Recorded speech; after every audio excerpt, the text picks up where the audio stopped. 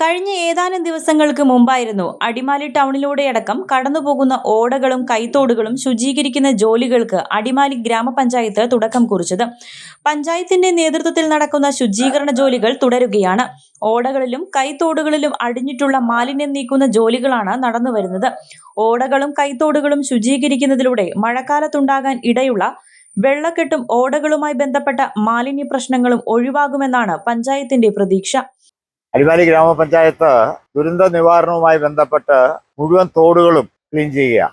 അതിൻ്റെ ഭാഗമായിട്ടാണ് അടിമാലിയുടെ സെൻട്രലിൽ നിന്ന് വരുന്ന തോട് കല്ല് എല്ലാം വന്ന് മൂടിക്കിടക്കുക. ഇത് എത്രയും പെട്ടെന്ന് നീക്കാനുള്ള നടപടികൾ ഞങ്ങൾ ചെയ്തുകൊണ്ടിരിക്കുക. അത് മാത്രമല്ല, കക്കൂസ് മാലിന്യം ഉൾപ്പെടെയുള്ള ഓരോ കടകളും അവരെല്ലാം നമ്മൾ തിരിച്ചറിഞ്ഞിട്ടുണ്ട്. അവർക്ക് വേണ്ട നടപടികളെല്ലാം നടത്താനും ഞങ്ങൾ തീരുമാനിച്ചിട്ടുണ്ട്. ഞങ്ങൾ ഒറ്റക്കെട്ടായി അടിമാലി ഗ്രാമപഞ്ചായത്തിൽ 24 മെമ്പർമാരും ഒറ്റക്കെട്ടായിട്ടാണ് ഇതിന് തീരുമാനമെടുത്തുള്ളത്. ആ തീരുമാനത്തിൽ നിന്ന് ഒരു ഇഞ്ച് പോലും പുറകോട്ട് പോകാൻ അടിമാലി ഗ്രാമപഞ്ചായത്ത് തയ്യാറല്ല.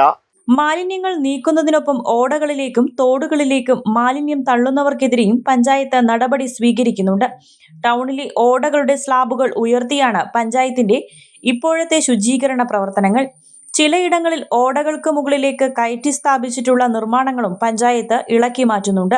അടിമാലി ടൗണിനെ പൂർണ്ണമായും മാലിന്യമുക്തമാക്കുകയാണ് ലക്ഷ്യമെന്ന് ഗ്രാമപഞ്ചായത്ത് പ്രസിഡന്റ് ബാബു പി കുര്യാക്കോസ് പറഞ്ഞു. കേരള 1 മലയാളം, ഇടുക്കി.